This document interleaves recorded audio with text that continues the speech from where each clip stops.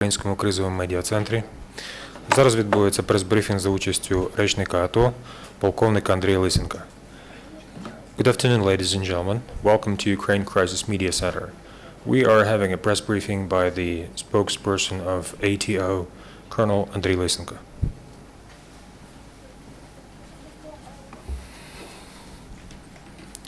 Доброго дня, шановні колеги. За період дії режиму припинення вогню українська армія відновила свою боєздатність. Вчора президент України Петро Порошенко у населеному пункті Озерне Житомирської області вручив особовому складу Збройних сил України понад 150 одиниць військової техніки, яка негайно відправляється до зони проведення антитерористичної операції. Житомирський бронетанковий завод надіслав 42 одиниці БМП, Шепетівський ремонтний завод, 18 самохідних гаубиць «Гвоздика» та 4 машини управління «Гвоздиками». Державне підприємство «Харківський автомобільний завод» – 62 одиниці тягачів МТЛБ. Бронеавтомобілі оснастили сучасними бойовими модулями «Сармат», до яких входить 4 керованих ракети РК-3 або 2 РК-2С в транспортно-пускових контейнерах, яке виробляється державним підприємством «Луч». Також українські військові отримали від глави держави 2 військові літаки Міг-29 та 2 Су-27. Нагадаємо, що раніше Верховний Головнокомандувач вже особисто передав Збройним силам військову техніку в місті Чугуїв та в місті Яворів. Також українську армію підтримують наші західні союзники. Міністр оборони Литовської республіки Юозас Олекас підтвердив, що Литва передала українській армії елементи озброєння, про які вона просила. Ми підтримуємо Україну і готові надати і надавати їй подальшу допомогу, наголосив міністр. Терористи продовжують здійснювати поодинокі збройні провокації на Луганському, Маріупольському та Донецькому напрямках.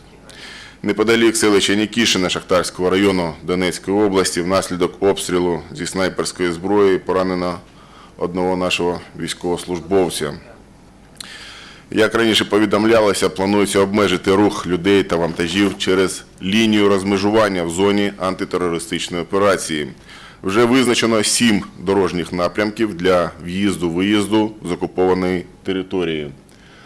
Зокрема, це перший напрямок Луганськ, Щастя, Новоайдар. Буду показувати.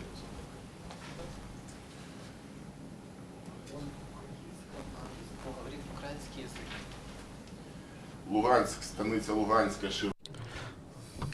Луганська Широкий, станиця Луганська Широкий.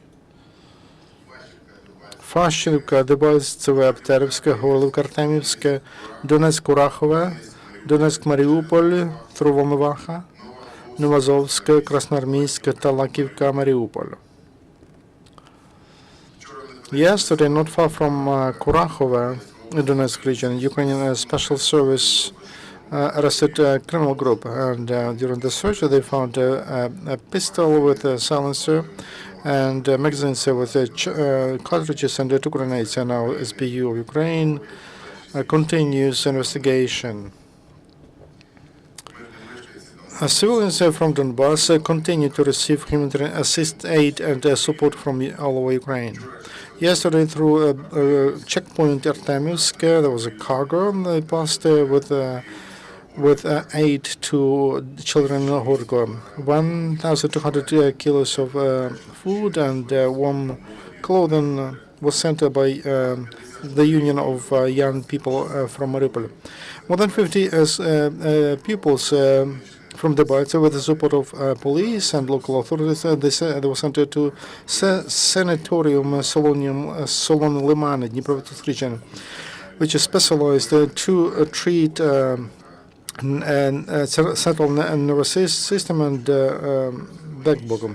There's a big psychological burden on pressure on these children because this city is shelled by militants. In Avdiivska Donetsk region, with the beginning of the new year, they opened 2 post office offices, post offices, and they started the academic year in the schools. The young people of Crimea, they support Ukrainian armed forces despite Russian aggression. Students from Tavria Agro-Technical University participated in the charity event, students' charity campaign. Students donors of blood for participants of ATO. The blood from young people will be sent to military hospitals and where Ukrainian wounded soldiers are. This cooperation with new Ukrainian armed forces and patriotic aircraft designers. Yesterday, there was a test of unique intelligence unit, and which consists of two drones and also an off-road with the system of guidance. They developed this system taken into consideration the needs of ATO forces and description, design description.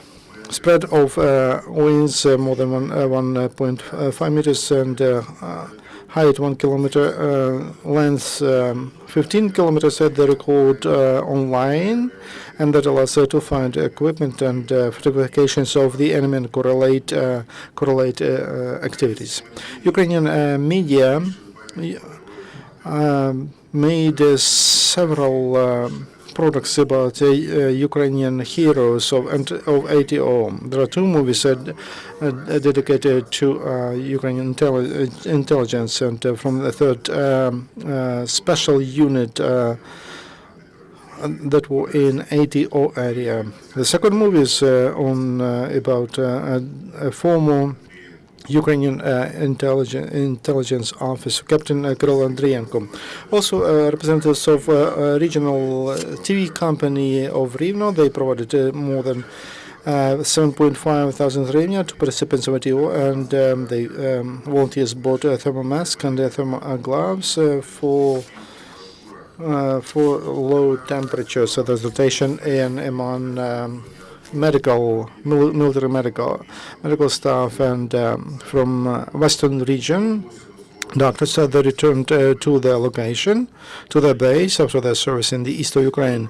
They spent 3 months in hotspots in ATO, in Donetsk, including Donetsk Airport and Pisky, where they provided medical aid to more than 400 soldiers and officers, and they conducted more than 100 surgeries in the field, and company of National Guards, medical company of National Guards of Ukraine moved to replace them. It's a new union which was founded on the 21st of December 2014.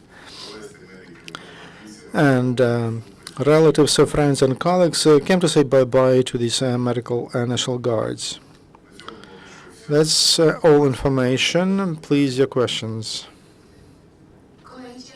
Is there a question, colleagues? Please introduce yourself. Information Agency Ostrov. We have information that yesterday 7 Ukrainian military men got into the captivity and became prisoners. And could you give more details and about their movements? Yes, there is such a fact. 7 Ukrainian soldiers, they were arrested, captured by representatives of illegal armed formations, and now they are in Donetsk. And other details, we don't have other details. Now the president gave a task to liberate them and other military men as soon as possible and to return them home. So the work goes on, and we have information that will be done successfully in the near future, and we will not inform you on other details. We'll wait for them to return home. More questions? 112. There is information that on Donetsk Airport they started the rotation, and is it Ukrainian military men leave and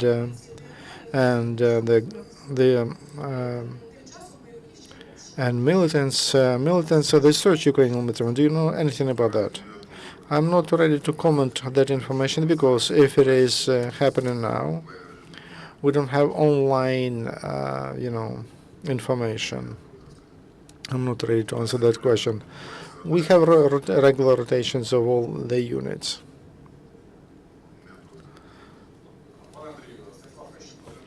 One plus one.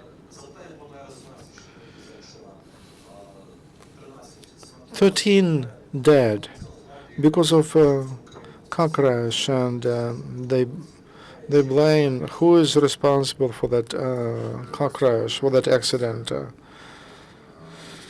Military prosecution is investigating the case, and there is a special group that is responsible for investigation of this accident, this tragedy. We have official information that's 12 dead, 21 soldiers received wounds of different level of gravity. What else can I add? That all heavily wounded, 14 of them heavily wounded. They are already in Kharkiv military hospital. All possible aid is provided to them, blood and anything else. The president controls this issue personally, and in the near future from Artemivsk, other 7 militarymen who are not heavily wounded, they will be also delivered to Kharkiv hospital. Now there is this, our doctors fight for the life of our soldiers who got into that tragedy. That was in the dark time of the day, and because of bad weather conditions and slippery road. There were 2 trucks and 1 bus. That's where there were National Guards. That's all I can tell you. We'll wait for the details from the investigation. One more question. Information. Express TV provided that information, and that was not checked. Maybe you know something about this. A Ukrainian tank unit in Donetsk. 3 tanks, and 2 of them from Plota. They destroyed 2 tanks of Russian tanks of Kantimirov division, and 10 killed. 10 Russians were killed. Espresso TV, they refer to bloggers. If that battle was today, we have to think about where those bloggers were at that time for them to provide such precise information, because our tanks and not only tanks but artillery systems are at the place of the dislocation and also on the line of separation day, and we don't attack. That's why that information, it has a very interesting subtext, but it should be checked. And I would like to underline that Ukrainian armed forces do not attack. Those 7 roads you named, how people will go through, what will be the procedures, are there new rules or old rules, and because those who live on occupied territories, they say that, for example, you have to inform to give some documents in advance, or you just show your passport and you go through. On those 7 directions, there will be checkpoints. On those checkpoints, our border guards will serve there, and representatives of fiscal service and also representatives of police. And at those checkpoints, there will be special equipment and united with a database, and it will allow to identify people who will cross those checkpoints. Other details, I'm not ready to inform you on other details. So now you can go over there just with a passport. Yeah, the main document to cross through those checkpoints, that is your ID. Any question?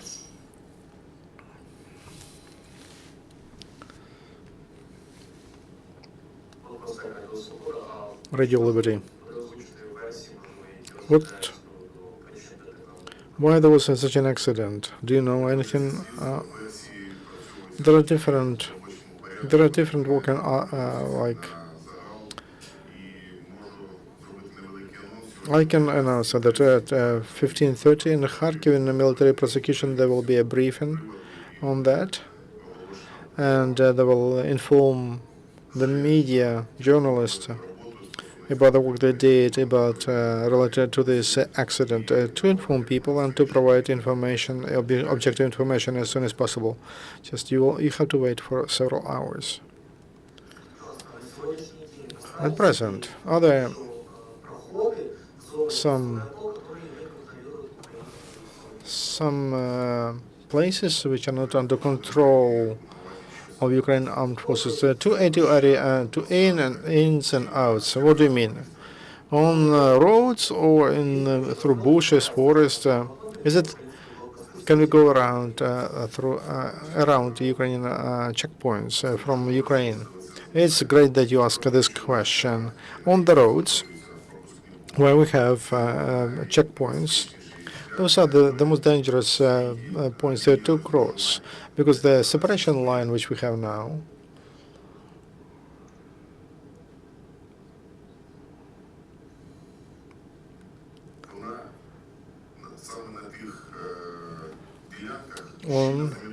it is mined all over. So if you try to go through some forest, through bushes, it's dangerous for your life. Local people know about that well, because there were some cases when people got into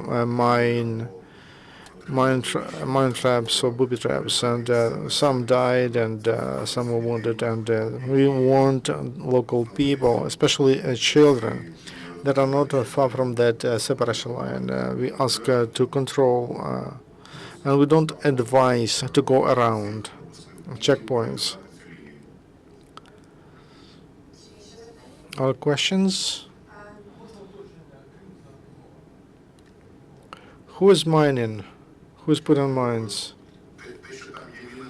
There are mines there. That's what I can tell you. If there is no, there is one more.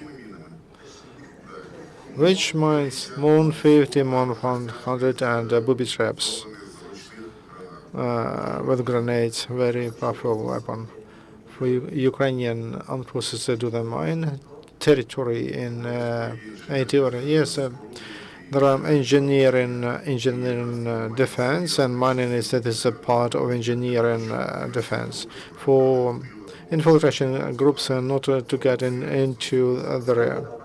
How dangerous that is! Very dangerous. Very dangerous.